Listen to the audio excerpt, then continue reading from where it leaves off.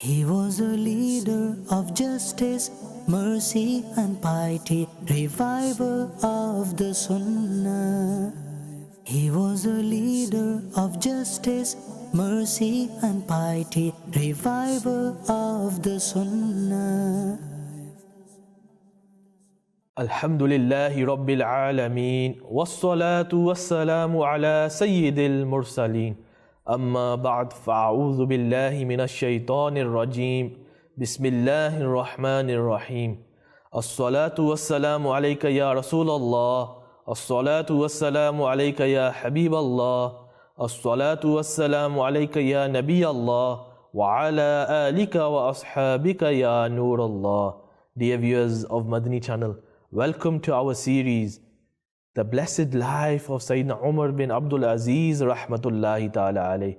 And in this series we are going to be talking about the life of Sayyidina Umar bin Abdul Aziz rahmatullahi ta'ala alayh from various angles and trying to take lessons from his blessed life so that we can implement those in our lives and try to achieve success in this world and in the hereafter. Now, dear viewers of Madani Channel, every day, thousands of people leave this world. Thousands of people pass away. And when they leave this world, people might remember them for a day, maybe 2 days, maybe a week. Some people might remember them for a year, maybe a few years, or maybe even 1 generation or 2 generations. Then after that, the person who's passed away is forgotten and no one remembers him. There's no sign left of him in this world. And nobody knows who he is, or what he was, or who she was, or what she was, what he or she did. Nothing is left of that individual. No one remembers that individual. And that is the case for the majority of people, dear viewers of Madani Channel.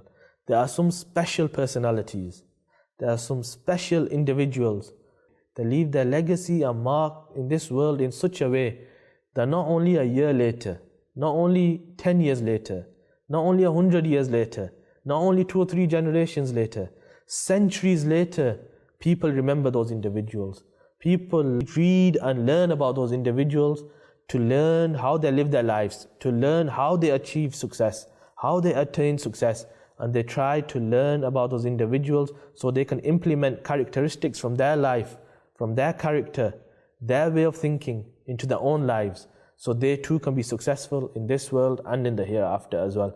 And my dear viewers of Madani Channel, one such individual who is remembered centuries after he has physically left this world is the great Sayyiduna Umar bin Abdul Aziz rahmatullahi ta'ala alayh. It's mentioned the great leader of the Hanbali school of jurisprudence, i.e. Imam Ahmad bin Hanbal rahmatullahi ta'ala alayh. He says about this individual, about Sayyidina Umar bin Abdul Aziz rahmatullahi ta'ala alayh, when you see that a person has devotion to Sayyidina Umar bin Abdul Aziz rahmatullahi ta'ala alayh, and he arranges the mention of his attributes and spreads them, it will result in only goodness for him. Subhanallah. So my dear viewers of Madani Channel, we will look throughout this series at the life of Sayyidina Umar bin Abdul Aziz rahmatullahi ta'ala alayh and try to understand why scholars, why our pious predecessors, they held him in such high regard. Why is he remembered centuries later? And why do people still look up to him and read about him? Why do people still learn about him and try to follow in his footsteps? What was so great about this personality? My dear viewers of Madani Channel, we will discuss that in this series. And in today's episode, we will talk about the blessed birth of Sayyidina Amirul Mu'mineen, Sayyidina Umar bin Abdul Aziz rahmatullahi ta'ala alayh. And we will look at those incidents which led up to his birth. We will look at who his parents were, who his grandparents were, and how their lives impacted his blessed birth, how their lives, their piety impacted who Sayyidina Amirul Mu'mineen Umar bin Abdul Aziz rahmatullahi ta'ala alayh grew up to become. It's mentioned Amirul Mu'mineen, Sayyidina Abu Hafs Umar bin Abdul Aziz rahmatullahi ta'ala alayh, he was born in either 61 or 63 Hijri. From this we see that he is from amongst the early Muslims. He was around approximately 1400 years ago. Subhanallah. And 1400 years later, approximately 1400 years later, we are still sat learning about Sayyidina Umar bin Abdul Aziz rahmatullahi ta'ala alayh. We are still reading about him. We are still trying to follow in his footsteps. Subhanallah. It's mentioned he was born in the city of Madinatul Munawwara. Subhanallah. He was born in the blessed city of our beloved Prophet sallallahu alaihi wasallam. Subhanallah. The respected father of Sayyidina Umar bin Abdul Aziz rahmatullahi ta'ala alayh was called Abdul Aziz rahmatullahi ta'ala alayh. He was a prominent figure from the Banu Umayyah, which is a highly respected family of the Quraysh. He served as a governor of Egypt for more than 20 years. Subhanallah. And my dear viewers of Madani Channel, I want to mention one incident from the life of the father of Amir al-Mu'mineen, Sayyidina Umar bin Abdul Aziz rahmatullahi ta'ala alayh, just so we get a glimpse into the piety of his blessed father.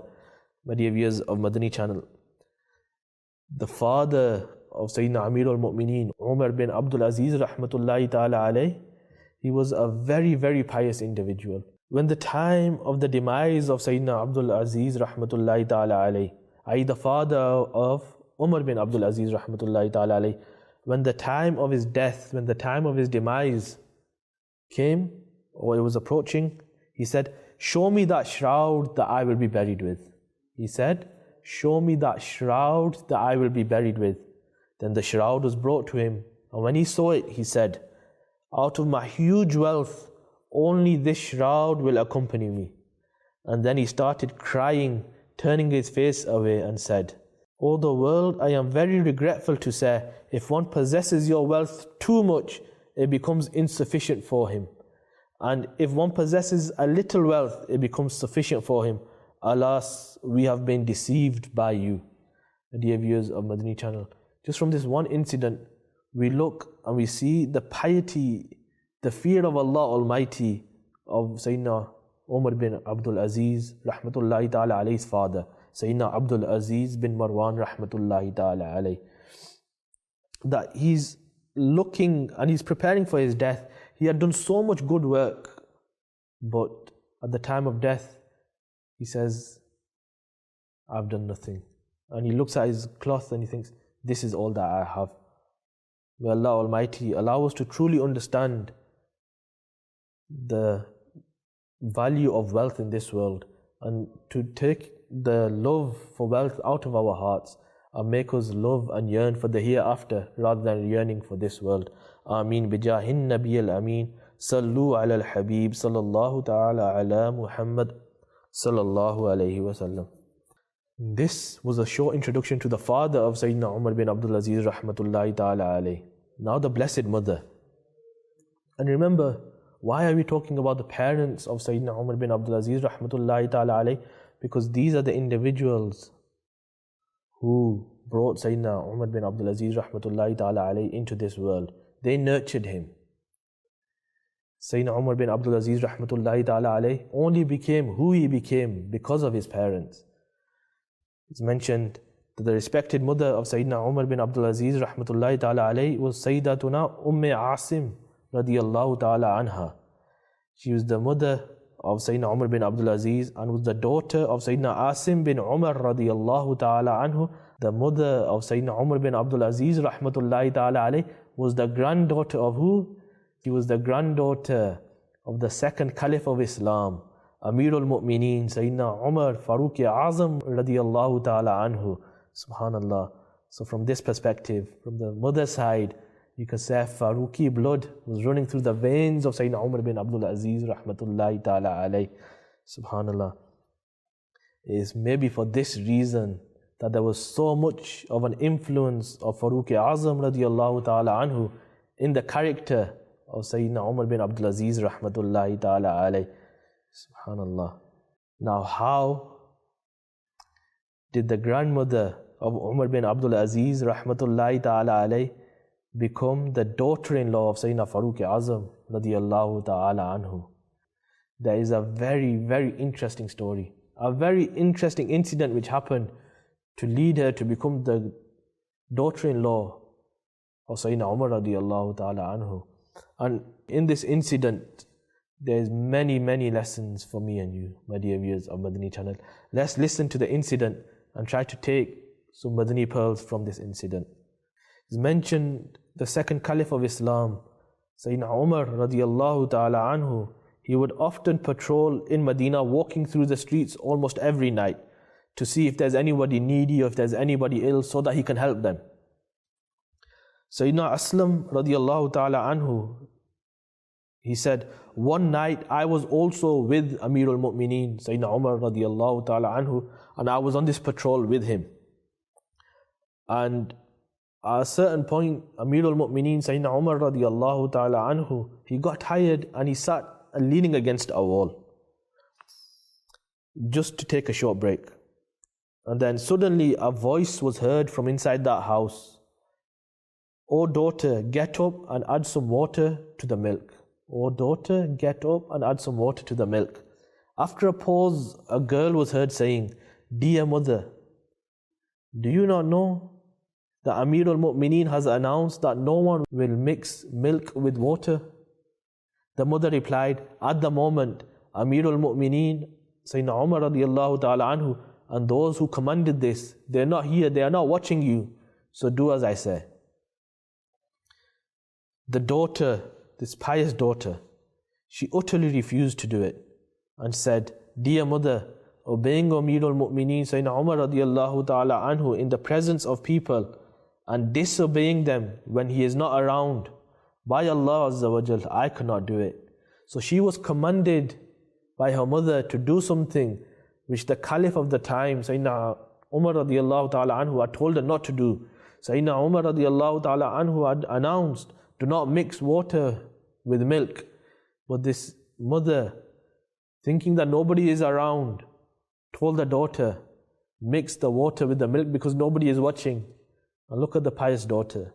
She says, just because Sayyidina Umar radiallahu ta'ala anhu is not here, he is not watching, I will not mix it. I will not mix the water with the milk.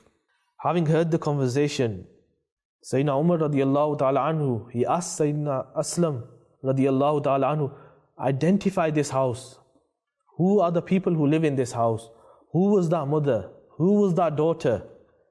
Who was that individual who said, mix the water with the milk, even though we had instructed not to? And who was that individual?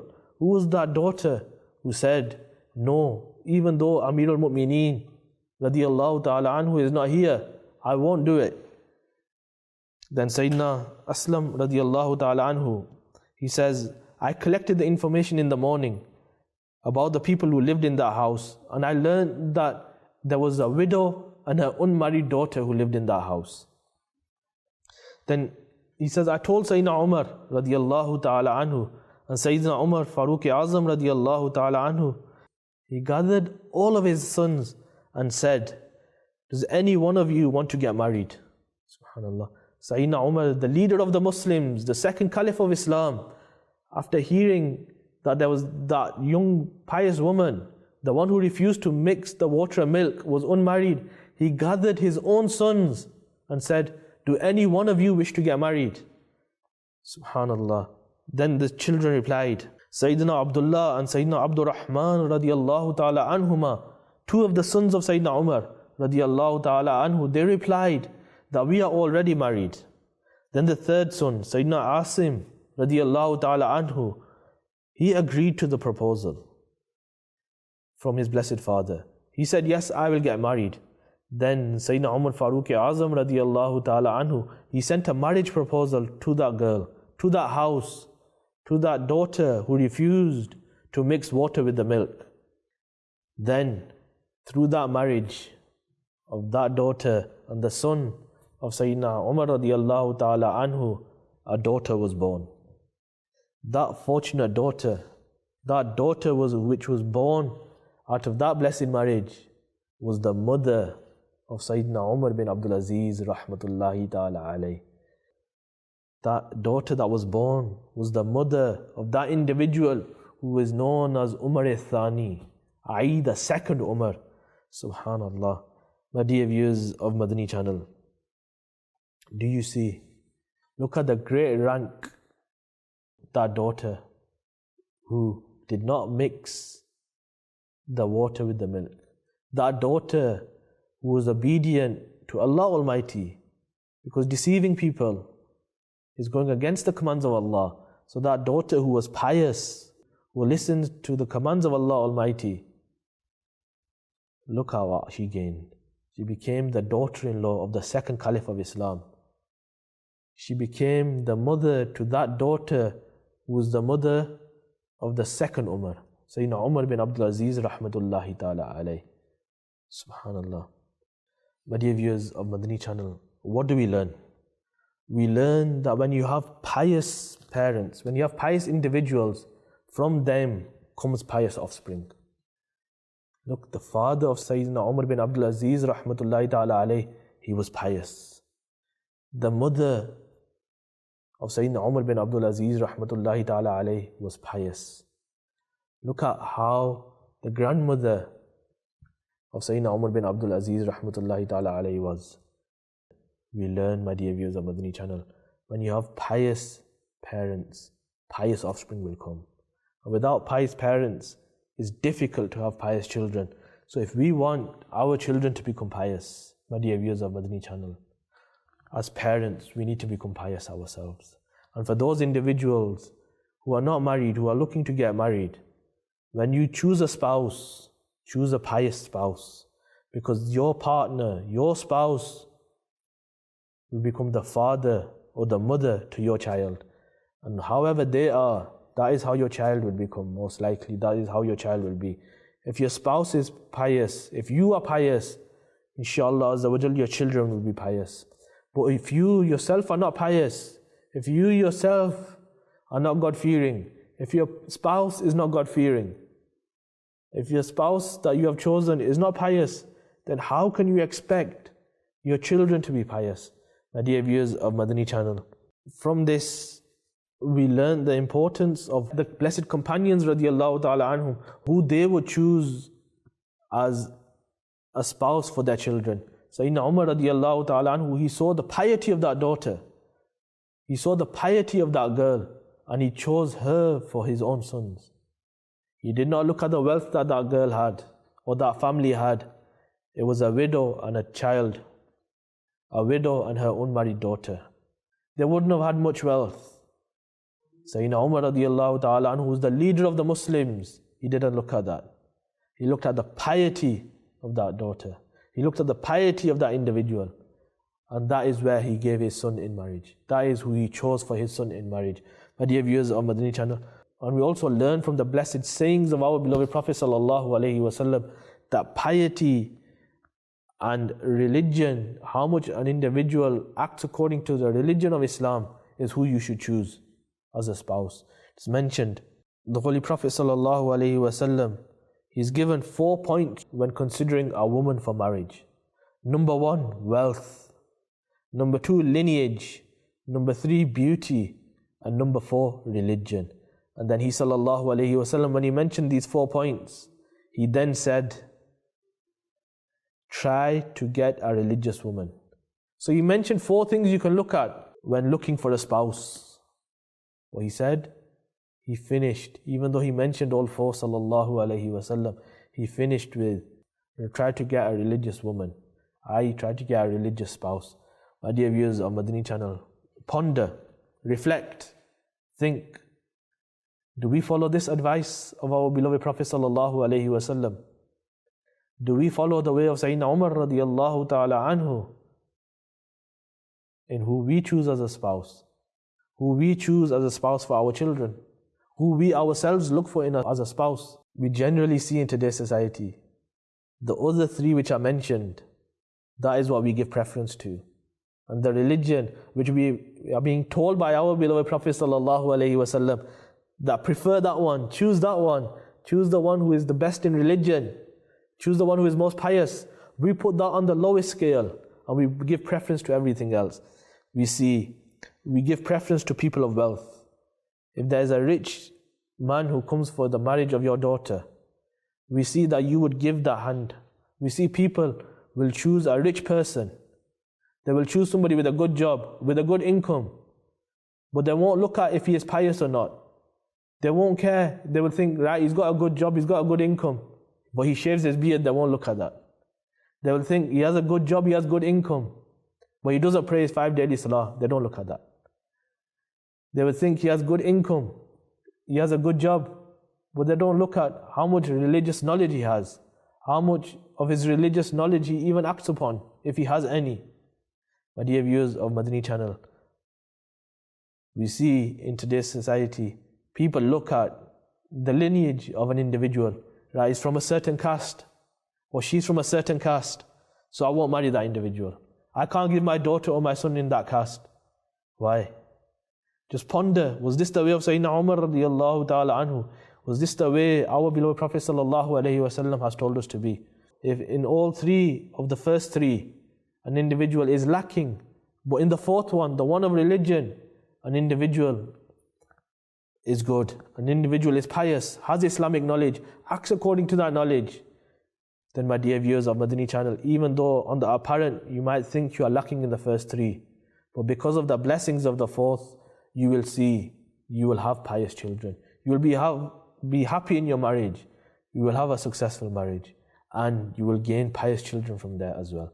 That, my dear viewers of Madani Channel, is what we learn from the blessed parents, from the blessed grandparents and great-grandparents of Sayyidina Umar bin Abdul Aziz, rahmatullahi ta'ala alayh. May Allah Almighty truly allow us to understand the importance of being pious as parents in the upbringing of our children. May Allah Almighty allow us to truly understand the importance of choosing a righteous spouse. May Allah Almighty allow us to prioritize religion when we are choosing a spouse. And may Allah Almighty allow us to bring up our children in an Islamic environment and make them all pious as well. May Allah Almighty allow us to take lessons from the life of Sayyidina Umar bin Abdul Aziz, rahmatullahi ta'ala alayh, and take blessings from his blessed life in this world and in the hereafter. May Allah Almighty allow us all to follow in his blessed footsteps as well. Ameen bijahin nabiyyil ameen. Sallu ala al-habib sallallahu ta'ala ala Muhammad sallallahu alayhi wa sallam. He was a leader of justice, mercy and piety, reviver of the Sunnah. He was a leader of justice, mercy and piety, reviver of the Sunnah.